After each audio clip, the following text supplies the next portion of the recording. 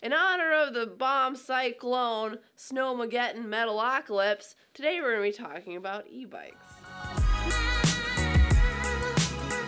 I know a lot of you are going to be ordering in tonight, and probably, let's be honest, every night, because most of us haven't gotten past the not burning boiling water part of our culinary development. So let's talk about what your delivery person is going to be riding on to get your food there. It's called an e-bike. While legal under federal law, e-bikes are illegal under New York state law.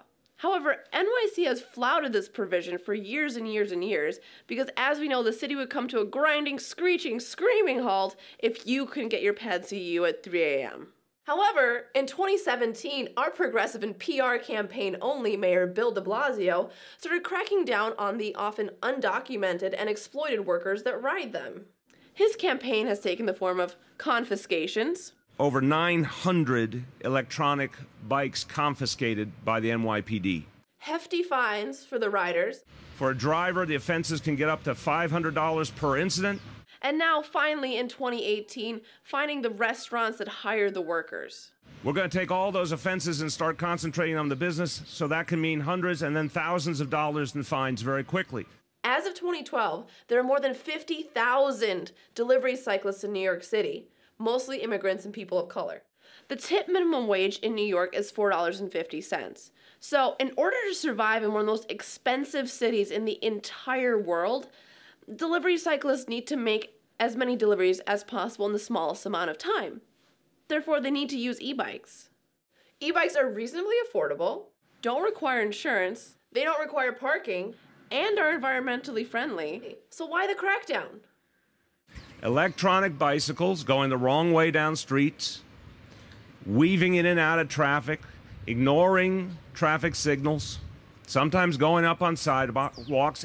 Huh, that's interesting because I see cars do all those things all the time. I've biked in New York City every single day for the last 3 years. And every single day, I see 1,000-pound deadly weapons run red lights, obstruct traffic, block bike lanes, and every other possible traffic infraction under the sun, and no one is cracking down on them. In fact, here's a hierarchy of things I'm worried about as a pedestrian or cyclist on the streets of New York. 1. Cars. 2. Cars. 3. Cars. 4. Trucks. 5. Cars. 6. Trucks. 7. Cars. 8. Old, rich, white people on the Upper West Side wandering in the middle of the street, not looking where they're going, and then complaining about it on the Brian Lehrer show, about how the birds scared them, or a bicyclist went by, or the breeze blew on them too hard. My point is, cars are the #1 cause of injury and death on the streets of New York, not immigrants trying to deliver your Tom Yum. To crack down on hardworking members of our city is not only classist and racist, it's short-sighted. Most other progressive states have legalized e-bikes, encouraged their use, and not just as replacements for cars, but also as adaptive forms of transit. In a notoriously inaccessible city like New York, encouraging e-bike use and protected cycling infrastructure is absolutely essential. And instead of demonizing e-bikes in response to complaints by idiots who have never experienced the joy of riding a bicycle, other decent cities like Paris, Madrid, and even Shenzhen have added e-bikes into their bike share programs. So, Mayor de Blasio, legalize and embrace the e-bike. Protect the residents of your city by enforcing traffic laws for cars and trucks, and create protected cycling infrastructure so cyclists don't have to break the law to stay safe.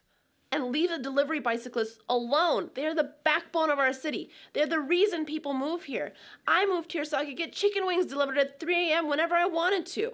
You should care about e-bikes because accessible transit options and an equitable and fair city creates a better life for all New Yorkers, so that means you. So remember, if you're ordering delivery, please tip your delivery person generously. They're working really hard in non-optimal conditions for not a lot of money, and they're the backbone of this city. They're keeping us well fed.